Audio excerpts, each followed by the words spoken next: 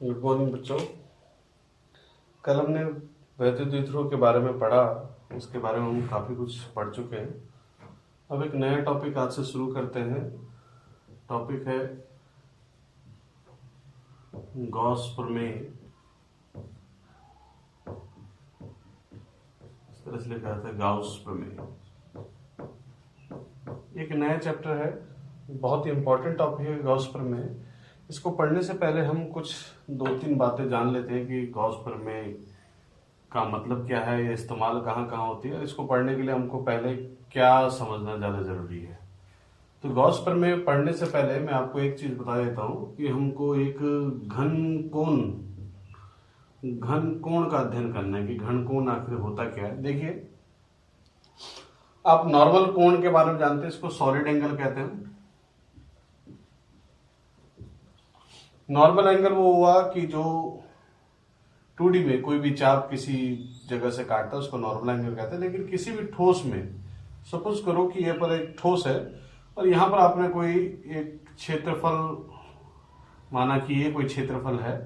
अब क्षेत्रफल एक सदिश राशि है। आप जान लीजिए कि क्षेत्रफल एक सदिश राशि है जिसकी दिशा बाहर की अभिलंबवत बाहर की तरफ होती है किसी बॉडी से। यदि कोई क्षेत्रफल किसी भी ठोस के द्रव्यमान केंद्र से, this is centre of mass, कोई भी क्षेत्रफल किसी ठोस के द्रव्यमान केंद्र से जो कोण काटता है, जो कोण बनाता है, उसको आप सॉलिड एंगल या फिर घन कोण कहते हैं। इसको डी ओमेगा से दर्शाया जाता है। डी ओमेगा है आपका घन कोण। तो घन कोण क्या हुआ? किसी भी क्षेत्रफल द्वारा किसी भी ठोस के द्रव्यमान केंद्र पर जो कोण बनाया जाता है उसको आप क्या कहते हैं? घन कोण कहते हैं। और घन कोण का मान होता है डी ओमेगा बराबर d s cos theta upon r square.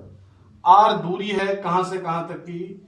उस क्षेत्रफल से द्रव्यमान केंद्र तक की। ठीक है, तो ये आपका घन कोण हो गया। और इसका जो मान होता है वो होता है 4 पाई और मात्रक होता है स्टेरेडियन।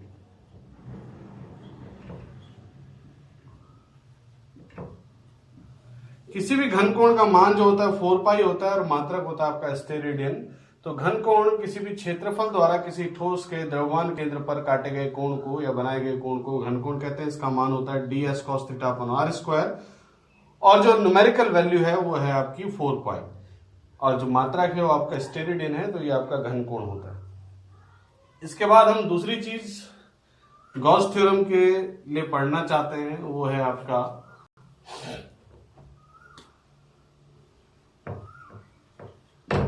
वैद्युत फ्लक्स।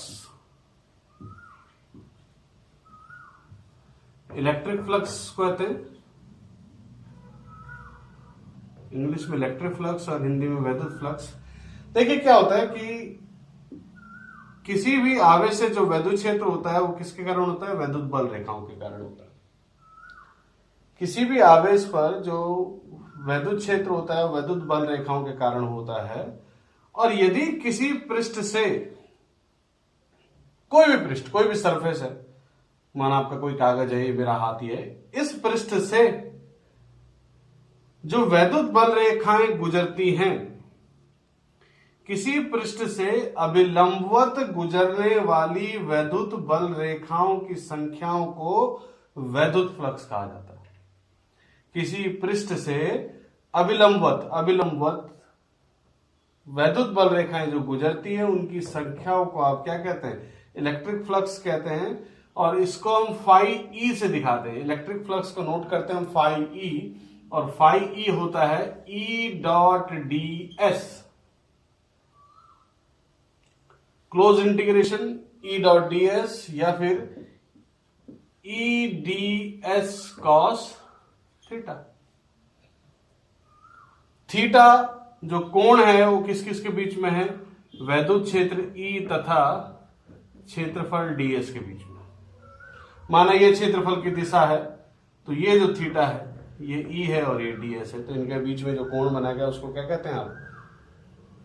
थीटा कहते हैं। तो वैद्युत फ्लक्स क्या हुआ? किसी भी पृष्ठ से अभिलंबवत गुजरने वाली वैद्युत बल रेखाओं की संख्या को आप क्या कहते हैं? वैद्युत फ्लक्स कहते हैं। और इसको फाई ई से दिखाया जाता है। फाई ई बराबर होता है E dot D S close integration. Close integration क्यों बोल रहे हैं हम?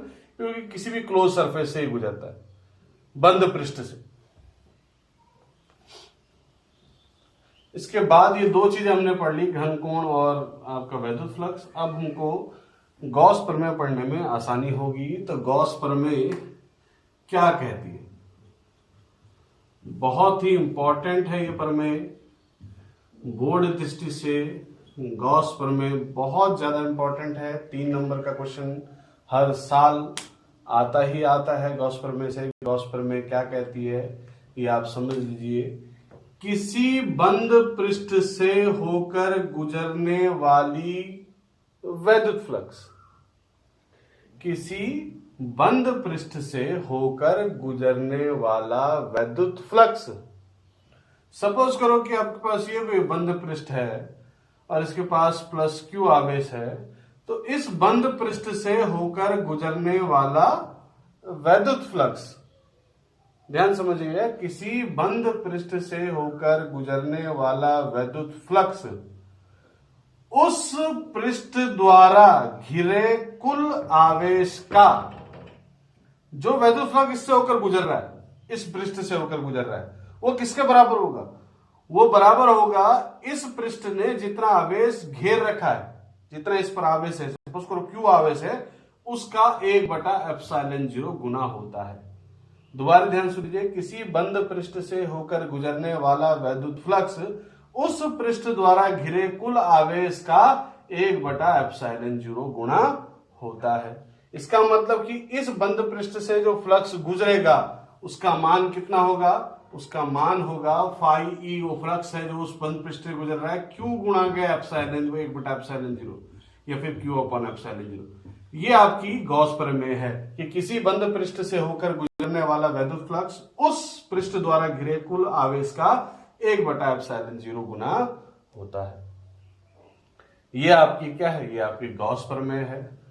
गॉस प्रमेय को सिद्ध कैसे किया जाता है, उत्पत्ति कैसे की जाती है, ये हम देख लेंगे।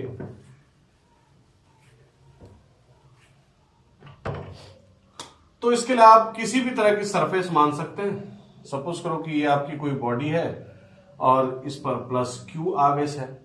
यहां पर आपने एक छोटा सा क्षेत्रफल एज्यूम किया है जिसकी दिशा ds ये है, और इस पर जो वैद्युत क्षेत्र है उसकी दिशा ये है। इनके बीच में कोण क्या है? थीटा है। यहां पर इसका द्रव्यमान केंद्र है, ये दूरी जो है r है, ये घन कोण हो गया d ओमेगा। ठीक है, ध्यान समझिएगा कि क्या आपको कहा जा रहा है। ये कहा जा रहा है कि आपके पास यहां पर एक कोई बॉडी है जिस पर आपने एक ds एरिया कोई सपोज किया है, ई वैद्युत क्षेत्र है, थीटा क्षेत्रफल और वैद्युत क्षेत्र के बीच में कोण है, और इस पृष्ठ का आवेश कितना है? आपका ये हो गया। तो हमने कहा कि जो फ्लक्स होता है, फ्लक्स का मान होता है समाकलन ई डॉट ds, या फिर फाई ई बराबर E D s cos theta. यहां तक कोई दिक्कत नहीं है क्योंकि डॉट प्रोडक्ट में क्या आता है? कॉस थीटा आता है।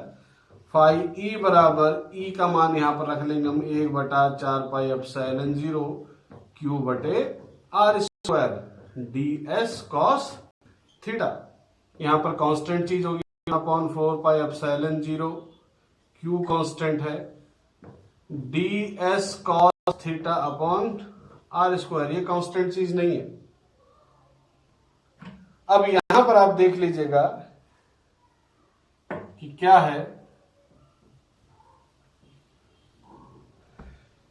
ds cos theta upon 4r square क्या होता है? ये आपका घन कोण है, फाई ई बराबर क्यू बटे 4πε0, ये घन कोण आ गया डी ओमेगा, क्यू बटे 4πε0, और घन कोण का मान कितना बताया था मैंने आपको? 4π, 4π से 4π कट गया तो फाई ई कितना आ गया? Q upon ε0। पर आपकी गॉस प्रमेय सिद्ध हो जाती है कि किसी भी पृष्ठ द्वारा, बंद पृष्ठ द्वारा घिरा से गुजरने वाला कुल वैद्युत फ्लक्स उस पृष्ठ द्वारा कुल आवेश का 1/ε0 गुना होता है। आप इसको अध्ययन करिए, बहुत आसान चीज है। तब इसके अनुप्रयोग हम आपको कल बताएंगे। धन्यवाद।